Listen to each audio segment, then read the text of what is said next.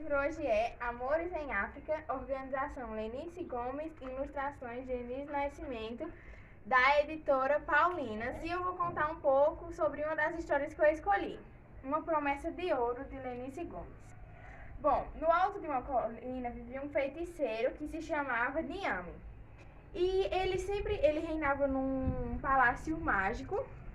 Só que ele era um feiticeiro que ficava sozinho, ele não era casado, ele era uma pessoa solitária. Então, um dia, uma das mulheres que trabalhava com ele foi em um casamento em outra aldeia e escutaram muitos falatórios sobre esse feiticeiro. E quando elas chegaram desse casamento, eles foram comentar e o feiticeiro Niame acabou escutando. E os comentários eram que o feiticeiro deveria se casar e tal. Então, teve um certo dia que ele foi para um lago e viu algumas mulheres do outro lado e ele resolveu perguntar o que elas fariam por ele. Uma disse que faria uma camisa de mais pura seda, outro disse que traria água fresca da fonte azul e dançaria todos os dias. E a moça que chamou mais a atenção dele, disse que daria um filho todo de ouro. Depois disso, ele escolheu a moça que falou que daria um filho todo de ouro e eles se casaram.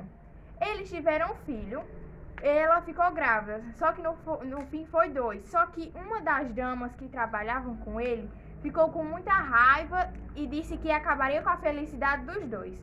Quando as crianças nasceram, ela pegou as 2 crianças e colocou na floresta e no lugar colocou 2 rãs. Aqui foi quando eles se casaram. E aí quando o feiticeiro viu que era 2 rãs, ele mandou a rainha, que era a esposa dele, ser presa e ficou lá um montão de tempo. Porém, um caçador entrou na floresta e viu essas 2 crianças e acabou levando para casa. Só que anos se passaram. Uma criança dançava e a outra cantava.